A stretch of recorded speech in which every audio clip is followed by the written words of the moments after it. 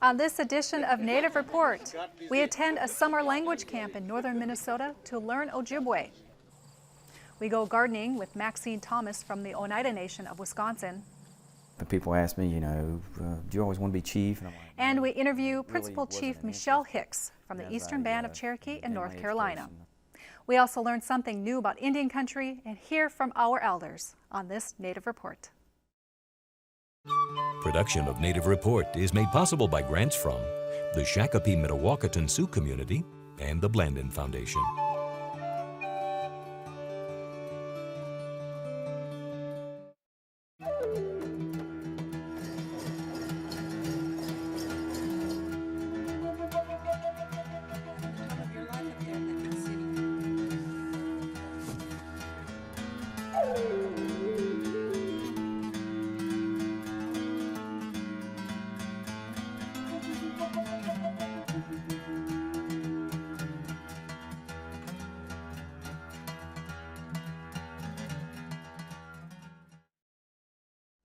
Welcome to Native Report. I'm Stacy Thunder.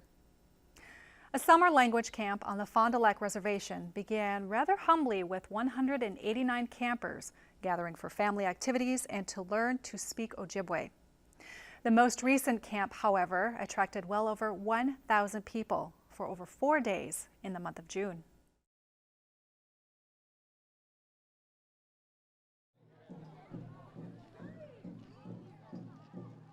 The beat of a drum echoes across Kiwen's campground, drawing people to the Nagajuanang language camp, where Ojibwe Mowin will be spoken as much as possible for the duration of the camp. Buju and Danawe Maganidug, hello my relatives. Bangi etgo ninita Ojibwe, Hidash Nengaga Gwejatun Ji Ojibwe Moyan. I only know a little bit of Ojibwe, but I'll try speaking Ojibwe. 6 years ago, we were playing Scrabble at my house. My wife and Rick Greshik were playing Scrabble, and well, first we talked about wouldn't it be nice to play Scrabble in Ojibwe. Then we realized that we'd have to have a tile holder that held 27 letters, and we'd have to be playing on a sheet of plywood big enough to hold the board. And so we thought it'd be easier just to have a language camp instead. And the reservation had just recently purchased this place, and it's a campground, so we thought, well, it's a natural. We structured it so that it starts on Thursday, Friday, Saturday, and Sunday to give the people who have to work during the week a chance to come and enjoy what we're doing here. It seems like we're meeting an unmet need. There's a void in people's lives because they don't understand the language, or they're afraid of being made fun of if they try to speak it. So we're overcoming that by doing it here. The camp is open to everyone who wishes to learn Ojibwe Mowin and is set up in a way where attendees rotate to different language stations in the morning and learn crafts in the afternoon. Well, my wife is an artist, and she wanted to make sure that the art component was a natural, and it should be a part of it. And then it's language in the morning, and then we do the art in the afternoon. So we always include moccasin making. We knew there were people that made moccasins and that could teach it. And so it seemed to be a real popular activity here. So we have it every year. When we first started out, we thought the main thing was learning the language.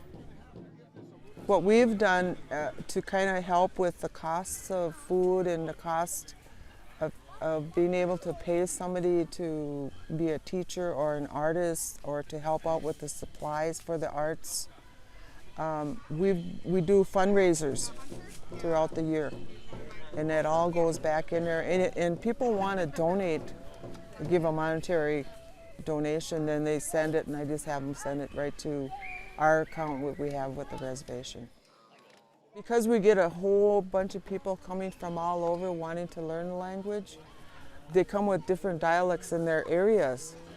And so we thought, this one says they're right, this one says they're right, this one says they're right. No. We didn't want that because it's all, the roots are all the same. So we thought, you know, let's make our main goal respect each other. Our whole idea here is that everyone is welcome, that anyone can come no matter how much Ojibwe they know. Minnesota, you know, has two languages that everyone should learn, Ojibwe and Dakota. When you're in the northern part of Minnesota, you should know how to speak Ojibwe because we're in Ojibwe country. I had this dream or idea that the future Ojibwe language teachers, you know, the second language speakers, the ones who are really getting more and more passionate, it'd be nice if every weekend, you know, they could go to a different reservation and have the same experience, or every week, so that we could have camps on every reservation all summer long so that people could do this whenever they could. I know the Maori people in New Zealand are doing great things, kind of maybe in a way like this, you know, where they have the whole family come. This is a family, you know, all generations can come together and have fun.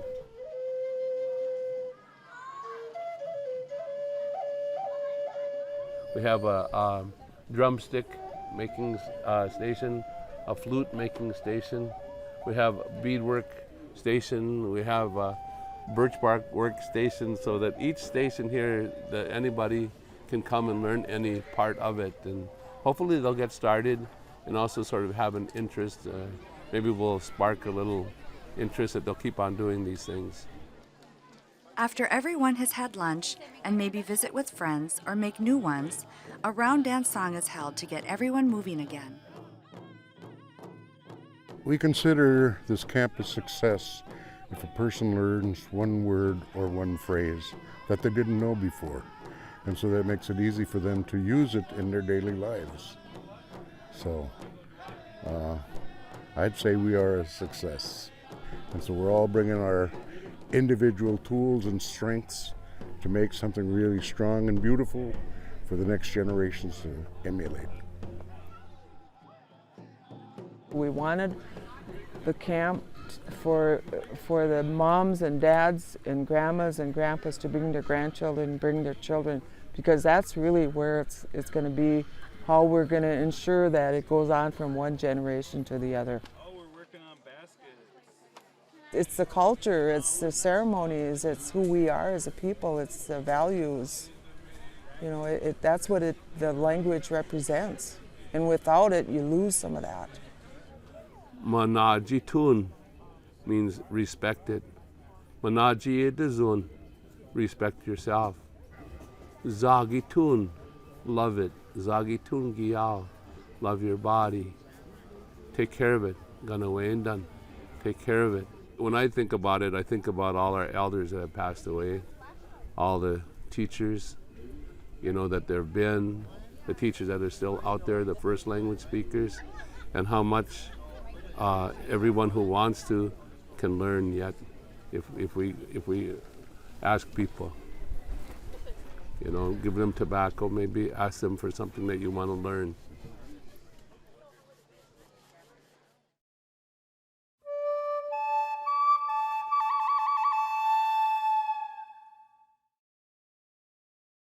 Did you know the Eastern Band of Cherokees are primarily descended from Cherokees who refused to participate in the Trail of Tears?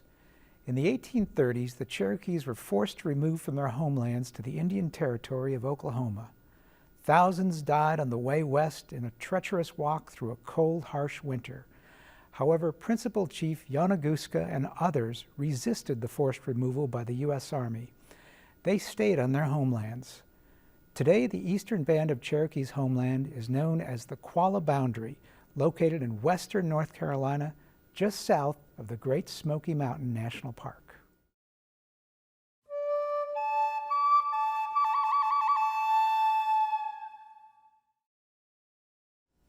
Next, to paraphrase the Oneida Nation of Wisconsin school webpage, the continued survival of the nation as a whole emerges from their cultural beliefs. Oneida elder Maxine Thomas shows us how this is best exemplified through the school garden, where students can learn integrated teachings about their language, culture, and history.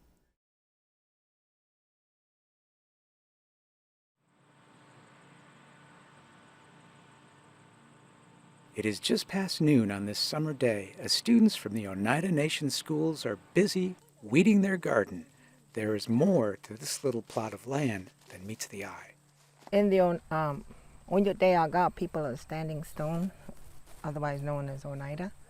Their culture starts with growing food in their creation story, where the sky woman comes down and from the sky, and then the birds fly up and they catch her and they bring her down, and they put her on the turtle's back, and while she was falling from the sky world, she grabbed some of the seeds from the sky world.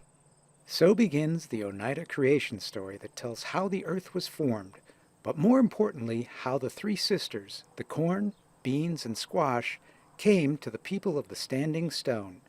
Each grows from a body part of the Sky Woman's daughter, who dies while giving birth. From her breast came the corn, and if you squeeze corn, a little milky substance comes out, and it's really good for formula for babies, and it's a nutrition for the people. And from her stomach came the squashes, and squash is a good medicine for stomach aches, and it has a lot of nutrition for you. And from her fingers, for protein, came the green beans, and if you look at your fingers, it's supposed to look like green beans. And from her feet grew the potatoes, and potatoes are good for you. And from her mind grew the tobacco. Tobacco, you burn tobacco when you need help in troubles, when you're afraid or if you're sad. And so all these things came up from her body to help us here on earth. We call them the three sisters, those plants that came up from her, the corn, beans, and squash. The beans give the corn nitrogen to grow, and then the squash is planted on an edge. They're planted in a hill, and the corn is in the middle. And they have, the squash is planted on an edge because it covers the earth. It wanders off, and then the weeds don't grow. Maxine works in the garden with students and their families, teaching them historical and nutritional facts about the plants and imparting wisdom about food ceremonies. At the beginning of the season, the Haudenosaunee, or the Longhouse people, they would always acknowledge the food and the seeds. They have a seed ceremony. The men play against the women, and then they sing these songs. Whoever wins the Peachstone game, they have to plant the garden. And then the men, then they sing these songs and they dance together to close it, to bring each other together. Then when we start our garden, June Hakeway usually comes around and they plow out the garden for us, because that's a big field. And so then once that's plowed up, then one of the speakers comes over and he'll burn tobacco, and the kids will all make a big circle, and they'll yell to wake up the Creator, to tell him they're giving thanks for all the food that he's given us and the seeds. And then they do a song, a seed song, and then they run all the way around the whole garden, and they sing the song, and give thanks. Then the families come in the summertime, and they weed, and by helping, then we can everything up, and then they get a box of food. The green beans, right there. Well, we have a community cannery, and then the parents go down and we can up all the green beans. And then the cucumbers, we have the dill over there. We make pickles. That one there we might do, and we have a kitchen in the school. And then the tomatoes, we make salsa, and we make tomato sauce. And we try to teach the parents healthy foods and how to prepare them. It's a learning experience for them because lots of people don't have time. We teach the children that Native Americans discovered those tomatoes and peppers and potatoes and all these things that Native Americans discovered. When the kids are back in school, the produce is harvested and a traditional feast is held. One favorite dish is the buffalo stew. The name for the buffalo is Joe Negliago. He eats grass. He eats a lot of grass. There was buffalo a long time ago in New York, but most of them went out by the plains, but we used to have buffalo. And in New York, they still have a buffalo farm too. And they use it in their meals, so for protein. When we do the buffalo, they get it from the farm, and then the kids grow corn, potatoes, and onions for the stew, and then the third graders, they make the stew. We have the buffalo stew at the family feast after the kids harvest everything. We have tradition that you have to share everything, and so the kids invite all their family in, and then each grade fixes certain stuff. The big picture is that nature is beautiful and it takes care of you if you take care of it, and not all food comes from the store. You can raise it and it's probably more healthier for you. When you're working in the garden, you can hear, the wind in your face, and you can, the grass and things coming up just gives you knowledge and makes you feel better about yourself. Otherwise, I just sit in the house and go to the grocery store, pay the money, and don't feel nothing about that. Here I feel nature, and that's what I need. That's what I like.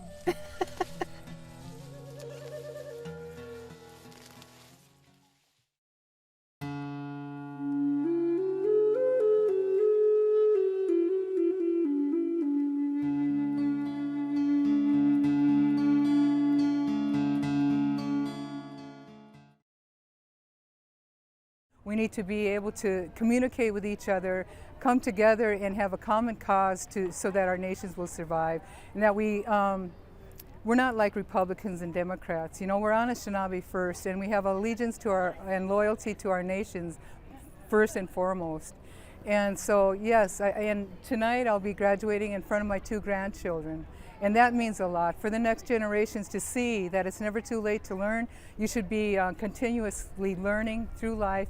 Indians have always valued wisdom. Indians have always stressed education. Even in our broken language way back in the day, we gave up millions of acres of land for the right to be educated and for health, but we still need to realize that from the United States government. So unless we get more people in the field to fight for those rights and assert those rights, we're never going to get those rights. So that's my stance on why I went back after many years to get my master's degree.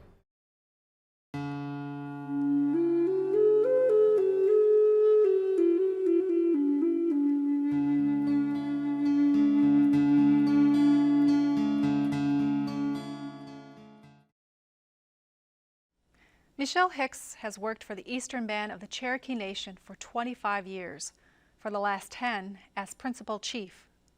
During that time, he has seen tremendous change for the nation. I sat down with Principal Chief Hicks to learn more about his leadership style, the future for the Eastern Band, and something that may surprise you.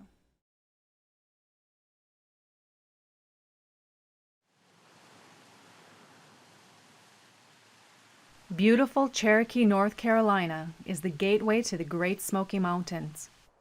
It's among these hills that Michel Hicks, Principal Chief of the Eastern Band of Cherokee, calls home. Grew up in Cherokee for the most part. My dad was in construction, and back in the early 60s, jobs were pretty hard to come by. And my grandfather had moved to near Charlotte, a place called Gastonia. And my dad followed, so I was about 4 years old, and so I went to public schools until I was fifth grade. I grew up tough. We didn't have a whole lot, and I didn't have running water, true story, until I was in the 6th grade when I actually come back home.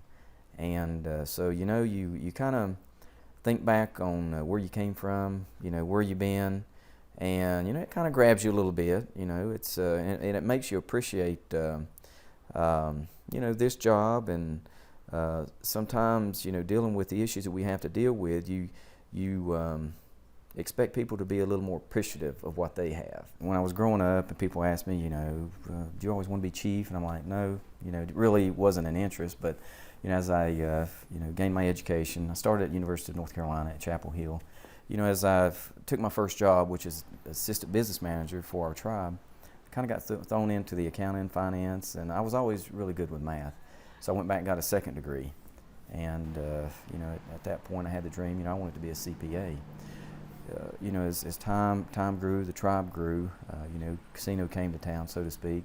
The need for my services, became very, very apparent. And I had a lot of folks convince me, look, won't you, think about politics and running for chief? And so, with a lot of prayers, we gave it a whirl and ended up, making my first term.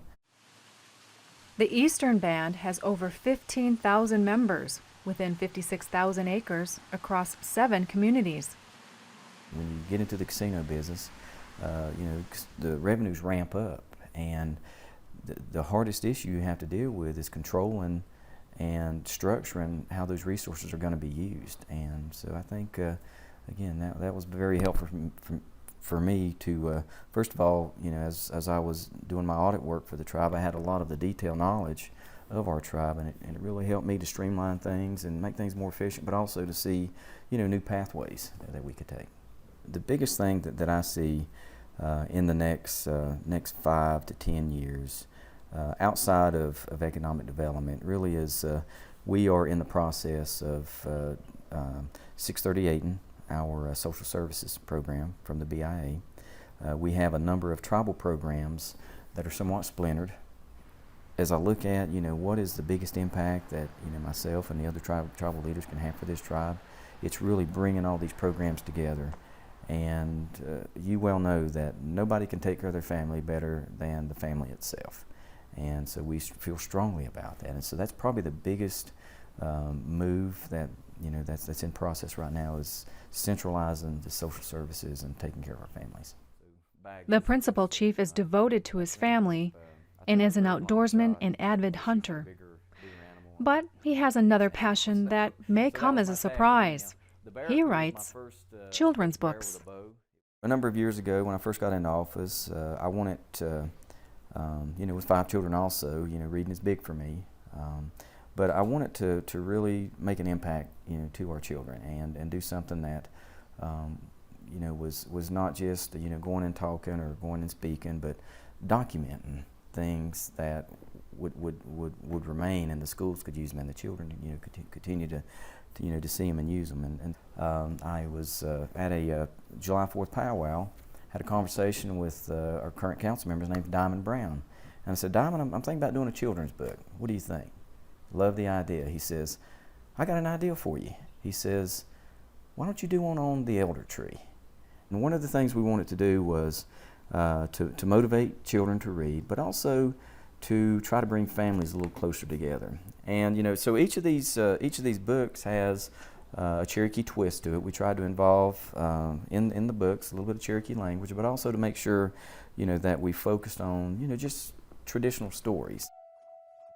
The cultural teachings and values of the Eastern Band play a big part in how Principal Chief Hicks handles the affairs of his office. Respect is key when dealing with others. I was at a political meeting, it's been probably 3 or 4 years ago, and there was a gentleman that was from India or somewhere in that area. And he come up to me and he says, I want to know something. I said, okay, what do you want to know? Why do you have to be different? I'm like, what are you saying? He's like, well, Native Americans try to be different. I'm like, no, we don't. We are who we are. We're traditional people. We were here first. And, we just give us an opportunity to, to survive, to thrive, and to carry on our traditions. And I speak at a lot of universities. This year I've been to Carolina. I've been to UNC Asheville, University of Tennessee. And one of the things, that I like to remind students of is, again, this respect issue of, learn about people's cultures, and learn about, the true value systems that they may have. And it gives you a different respect of who people really are. The foundation that you create for yourself by working hard, by being true to your values, by being ethical, by making sure that you listen to your elders, that these things will carry you a long way. Let's make sure as Native peoples that we always keep our culture, keep our language out front. There's nothing we can do more important than making sure that we continue to be a tribe, that our identity is protected, and we protect our sovereignty. For more information about Native Report or the stories we've covered, look for us at nativereport.org and Facebook. Thank you for spending time with us here on Native Report. I'm Stacy Thunder. We'll see you next time. Stacy Thunder is a member of and legal counsel for the Red Lake Nation, and Ted Johnson is a member of the Boys Fort Band of Chippewa and is chair for the American Indian Studies Department on the campus of the University of Minnesota Duluth.